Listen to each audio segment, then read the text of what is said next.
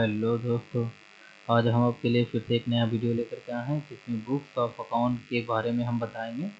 जो भी अकाउंट्स वाले बंदे हैं, अकाउंट्स के काम करते हैं, जॉब करते हैं या कोई अपना बिजनेस के लिए अकाउंट्स बनाना चाहते हैं, तो इस फॉर्मेट का यूज करके आप सारे डिटेल बना सकते हैं ईयर टू ईयर।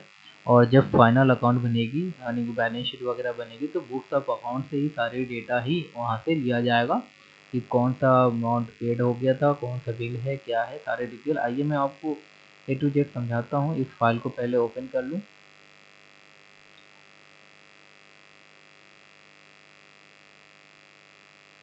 दोस्तों ये फॉर्मेट है, मैंने इसके नीचे कुछ डिटेल दिया हुआ है। General, tax and late fee, cash statement है, लोन, लैंड एंड लोन, ये मतलब कि जो भी उधार लिया जाता है या लोन लिया जाता है, रिचार्ज, फोन बिल और टीडीएस कूपन, ये सब मैंने बनाया है जिसमें सबकी लेजर अलग अलग है। दोस्तों ये जनरल है। जनरल के अंदर क्या आती है कि आप इसके अंदर ट्रेवल एक्सपेंस, रेंट एक्सपेंस, उसके बाद डिप्रिशिएशन, और इसमें और भी आप जैसे कोई भी एसेट्स परचेज करते हैं, कोई कॉन्ट्रैक्टर का बिल है, तो इस तरह से हर एक का आप अलग अलग शीट बनाएंगे। जैसे आप इस एक्सेल को कॉपी कर लें, फिर कहीं पेस्ट कर दें, उसमें लिखे ट्रेवल एक्सपेंस, फिर दूसरी कॉपी बनाए, उसमें लिखे कोई एसेट्स परचेज करने का है तो एसेट्स परचेजिंग डिटेल, ठीक है, उसमें कोई ट्रेवल एक्सपेंस का है, कोई रेंट एक्सपेंस का है, सबका अलग अलग आप फॉर्मेट बनाएंगे और सबका यहाँ पे मेंशन करेंगे। मान लो कि हमारा ये सिर्फ ट्रेवल का है, तो यहाँ पे travel expense detail for the year ending 2021 to 2022। उसके बाद दोस्तों यहाँ पे ऊपर में आपकी कंपनी का नेम देना है, जो भी कंपनी है, जिस कंपनी के लिए आप बुक्स ऑफ अकाउंट बना रहे हैं। दोस्तों ये मैं फिर से बता दूं कि ये सिर्फ ट्रेवल के लिए ही यूज करेंगे।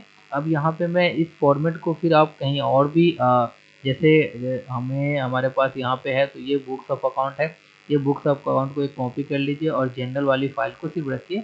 उसमें फिर आप बनाइए ट्रेवल हो गया, रेंट हो गया, कॉन्ट्रैक्टर हो गया, सप्लायर हो गया, एसेट्स हो गया, जो भी बनाने सबके अलग अलग शीट इस तरह से एक्सेल बनेगी और ये फॉर्मेट रहेगा सबके लिए। तो इसमें हम क्या करेंगे, जो भी सीरियल नंबर आएगा, सीरियल नंबर देना हमें। बिल फ्रॉम मतलब जिसके पास से बिल आ रहा है, अगर रेंट है तो रेंट वाले हमें बिल देंगे, कोई हमारा कॉन्ट्रैक्टर है तो कॉन्ट्रैक्टर बिल देगा, तो उसके नेम यहाँ पे मेंशन होगी, उनकी इनवॉइस नंबर, उनकी इनवॉइस डेट, उनका टैक्सेबल अमाउंट, इनका जीएसटी अमाउंट, कोई अदर चार्ज है तो ये टोटल अमाउंट कैलकुलेट हो जाएगी। कोई टीडीएस आप काटते हो तो टीडीएस काट करके यहाँ पे नेट पेमेंट जो बचेगा, फिर यहाँ पे आपको वो अमाउंट देना है जो अमाउंट आप उसको पे कर रहे हो, फिर किस डेट को पे कर रहे हो। यहाँ पे दोस्तों रिमार्क्स में आप ये डाल सकते हो कि आप ऑफिस की रेंट है, ठीक है, या मशीनरी की रेंट है, बिल्डिंग की रेंट है। दोस्तों हर एक की टीडीएस अलग अलग होती है। अगर मशीन की है तो अलग टीडीएस कटती है, रेंट बिल्डिंग की है तो अलग टीडीएस कटती है।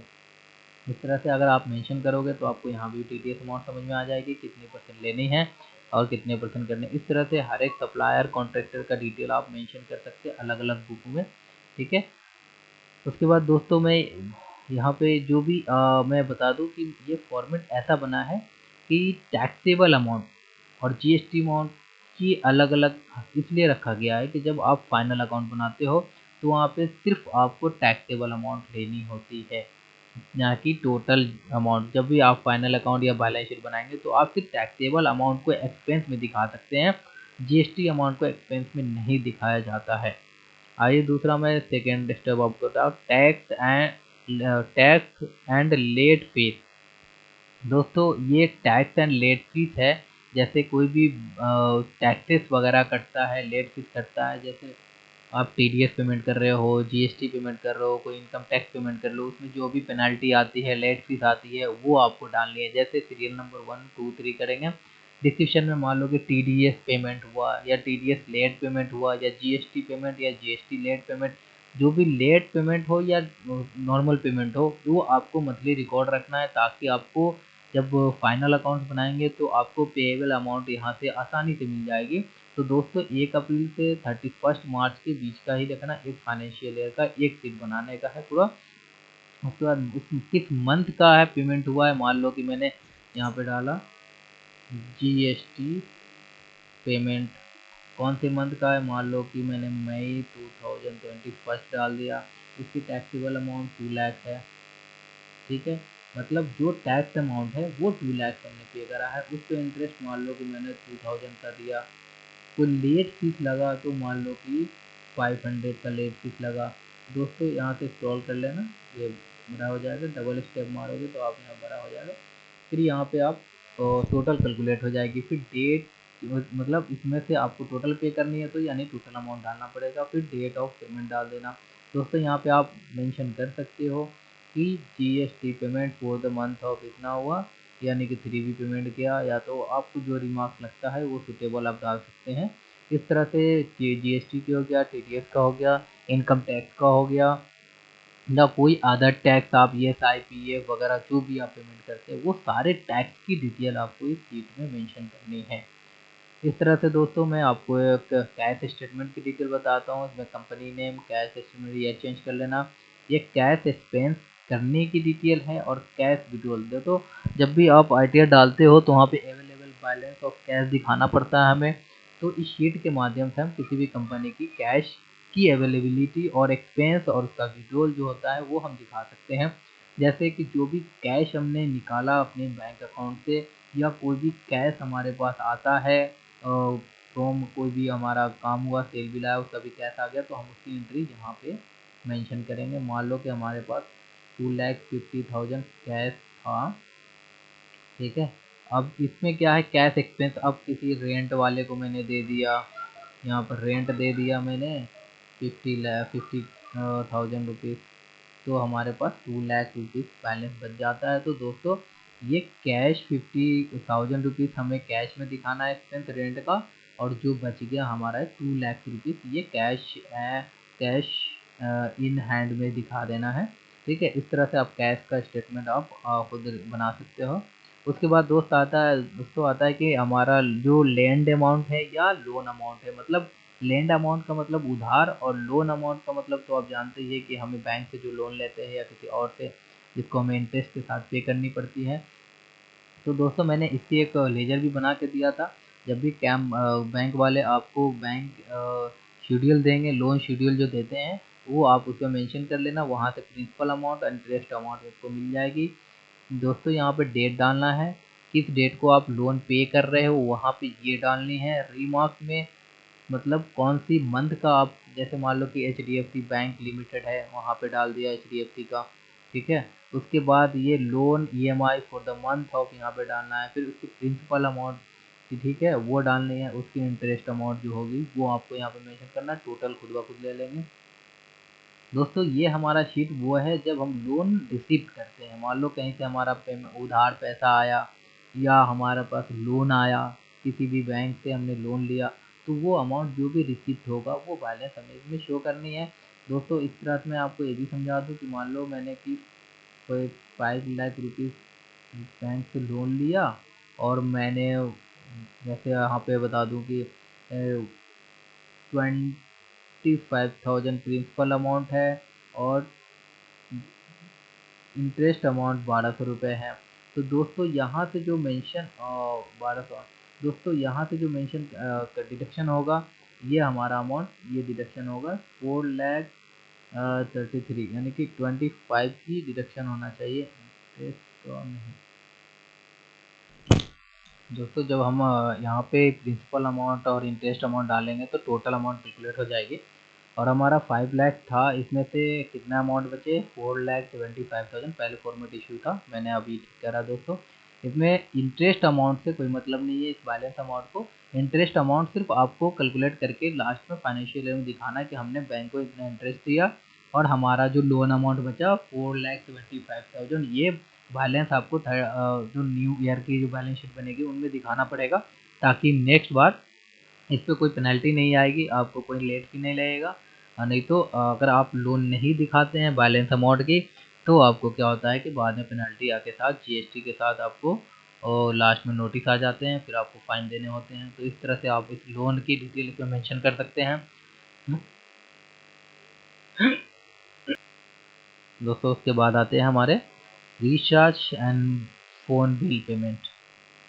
दोस्तों मैंने एक सुटेबल सा फॉर्मेट इसमें डिज़ाइन किया है जिसमें आप कंपनी नेम वगैरह सब डाल सकते हो। सीरियल नंबर देना है, इसके बाद यूज़र नेम। आपके पास ऑफिस में कई सारे बंदे यूज़ कर रहे होंगे, मोबाइल फ़ोन सबके रिचार्ज होते रहते हैं, तो आप उसकी कुछ बिल नहीं आएगी, तो आप उस पेज पे यूज़र नेम आप उसका डाल सकते हो कि कौन बंदे यूज़ कर रहे हैं, उनका मोबाइल नंबर। इनवॉइस डेट तो नहीं डाल सकते दोस्तों, आप उस डेट डाल देंगे जिस दिन आप पेमेंट कर रहे हो, कि taxable amount, GST amount, other charge. मैंने अभी आपको डिटेल में समझाता हूँ ये सब मैंने क्यों डाला। यहाँ पे आप टोटल टैक्सेबल अमाउंट में टोटल ही चार्ज लिखेंगे, क्योंकि जीएसटी आप क्लेम नहीं कर सकते, इसलिए हमें टोटल एक्सपेंस दिखाना पड़ेगा। टीडीएस में 0 कर देंगे आप, डेट ऑफ पेमेंट और डेट ऑफ, और फिर उसके बाद दोस्तों उसके बाद आप यहाँ पे ये भी डाल सकते हो कि कभी कभी क्या होता है कि किसी वो शॉप से रिचार्ज मंथली बेस पे कराते हो, उनसे बिल लेते हो या फ़ोन बिल का आता है, तो उस हिसाब से आप उनका यूज़र नेम की जगह आप उनका बिलर नेम डाल देंगे, उनका बिल नंबर यहाँ पे डाल सकते हो आप, इनवॉइस डेट यहाँ, फिर इनवॉइस डेट डाल सकते हो यहाँ पे, बिल नंबर आप फॉर्मेट थोड़ा सा चेंज भी कर सकते हो, फिर टैक्सेबल अमाउंट, फिर उन्होंने अगर जीएसटी लगाया होगा तो जीएसटी, अदर चार्जेज है। अगर वो सर्विस दे रहे हैं तो इस पर टीडीएस काट सकते हैं क्योंकि सर्विस है ये भी, लेकिन ये उनका टीडीएस नहीं कटेगा, लेकिन मैंने दिया हुआ है क्योंकि फॉर्मेट मैंने ऐसे ही बनाया है। फिर डेट ऑफ पेमेंट, मतलब पेमेंट के कितना दिया आपने और उसको डेट ऑफ पेमेंट डालना है, फिर रिमार्क देना है। दोस्तों लास्ट में मैं आपको टीडीएस रिफंड की स्टेटस मतलब डिटेल बताता हूँ। एक फॉर्मेट हमने बनाया जिसमें टीडीएस जो भी आपकी कटती है 26A फॉर्म जो आती है उसके डेटा आप यहाँ से उठा सकते हो, ताकि इससे टोटल क्या कैलकुलेट हो जाएगी आपकी टीडीएस यहाँ पे, कि आपकी जो भी फाइनेंशियल ईयर की टीडीएस है ये आपकी कितनी आ रही है। जब आप कंप्यूटेशन बनाएंगे, बैलेंस शीट बनाएंगे, तो वहाँ पे टोटल अमाउंट कैलकुलेट कर लेंगे, क्योंकि 26A फॉर्म में टोटल अमाउंट कैलकुलेट नहीं होता है। वहाँ पे कंपनी की टोटल अमाउंट दिखाती है, बाकी सारे कंपनी को कैलकुलेट करने की पड़ेगी। तो आप क्या करेंगे, कंपनी नेम डालेंगे, रीमार्क में आप डाल सकते हैं जो भी आपको डालना है, फाइनेंशियल ईयर कौन सी फाइनेंशियल ईयर का है आप यहाँ पे मेंशन कर दें। फिर टीडीएस अमाउंट कितनी रिसिप्ट हो रही है, मतलब जो भी टीडीएस का अमाउंट आया है आप उसको यहाँ पे मेंशन करें। उस तरह से हर एक कंपनी की टोटल अमाउंट यहाँ पे मेंशन करेंगे तो टोटल टीडीएस आपको कैलकुलेट होकर के आप दिख जाएगा। दोस्तों हमने इसमें बुक्स ऑफ अकाउंट की सारी डिटेल आपको बता दिए हैं। ये जनरल अकाउंट्स है, इसकी हर अलग अलग फाइल बनाना, जैसे ट्रेवल की एक अलग बनाना है, फिर रेंट की अलग बनाना है, सप्लायर की अलग बनाना है। मैं बार बार इसलिए बता रहा हूँ कि आप ऐसा ना करें कि एक ही में सारे बना दो, ताकि आपको फिर बैलेंस शीट बनाने में आपको बहुत इशू आएगी। होप दोस्तों, आई होप कि आप इस फॉर्मेट को बहुत अच्छे तरीके से समझ गए होंगे, कोई इशू नहीं हुआ होगा। इस फॉर्मेट का लिंक मैं अपने डिस्क्रिप्शन में दे दूंगा, आप वहां से भी इसको डाउनलोड करें और अपने ऑफिस में, अपने बिजनेस में, अपने जॉब में इसको यूज़फुल बनाएं और अपनी अकाउंटिंग जॉब को बहुत अच्छे तरीके से हैंडल करना सीख लें। दोस्तों मेरे इस वीडियो को लाइक करें ताकि हमारा हौसला अफजाई हो, और इससे बेहतर हम आपके लिए और भी बहुत सारे फॉर्मेट लेकर के आएंगे, आपको और भी फॉर्मेट दिखाएंगे।